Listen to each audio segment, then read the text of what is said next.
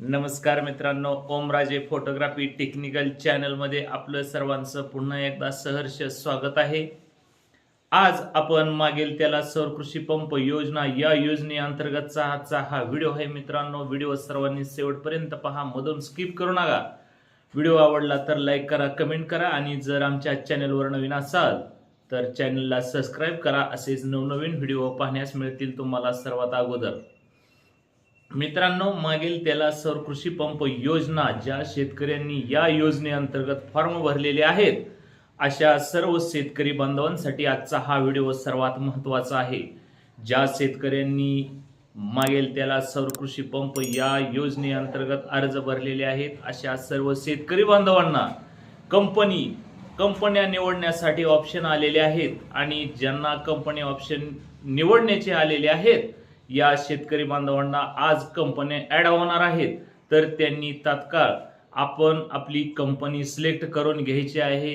ज्या कंपनीचा सोलर आपल्याला बसवायचा आहे ती कंपनी आपण सिलेक्ट करून घ्यायची आहे।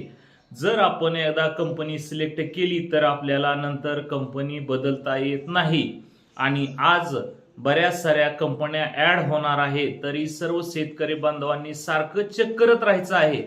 प्रत्येक वेळेस सारखं चेक करत राहायचं आहे। ज्या वेळेस कोटा उपलब्ध होईल, आज कोटा कधीही उपलब्ध होऊ शकतो, त्यामुळे शेतकरी बांधवांनी सारखं चेक करत राहायचं आहे आणि कोटा उपलब्ध झाल्यानंतर आपण कंपनी सिलेक्ट करून घ्यायची आहे।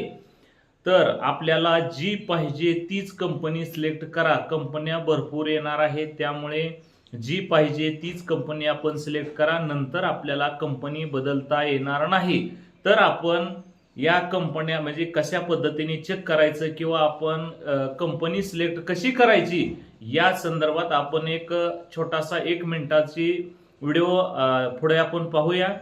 तर बघूया, आपण त्याची लिंक सुद्धा आपल्या या व्हिडिओच्या डिस्क्रिप्शन मध्ये देणार आहोत। कंपनी सिलेक्ट कशी करायची हे आपण पुढे पाहूया। मित्रांनो, सर्वप्रथम आपल्याला मागेल त्याला सौर कृषी पंप योजनेच्या अधिकृत वेबसाईटवर यायचं आहे। त्या ठिकाणी लाभार्थी सुविधा हा आपल्याला वरच्या कडेला टॅब दिसणार आहे, त्यामध्ये अर्जाची स्थिती यावर आपल्याला क्लिक करायचं आहे आणि या ठिकाणी आपल्याला बेनिफिशरी ID नंबर टाका असं या ठिकाणी ऑप्शन येत आहे, दिसत आहे। तर या ठिकाणी आपण आपला बेनिफिशरी ID नंबर या ठिकाणी टाकून सर्च करायचा आहे।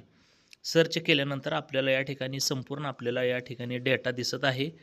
तर या ठिकाणी सर्च वेंडर हा खालच्या कडेला ऑप्शन आहे, त्यावर आपण क्लिक करायचं आहे। या ठिकाणी आता कोटा संपलेला आहे असं येत आहे, पण आज आपल्याला या ठिकाणी कोटा ॲड होणार आहे, त्यामुळं आपण सारखं चेक करत राहायचं आहे। अशा पद्धतीनं आपण चेक करायचं आहे। या ठिकाणी सर्च वेंडरवर क्लिक केल्यानंतर आपल्याला या ठिकाणी वेंडर दिसणार आहेत। आपण जो आपल्याला पाहिजे तो वेंडर सिलेक्ट करून त्यावर क्लिक करून घ्यायचा आहे।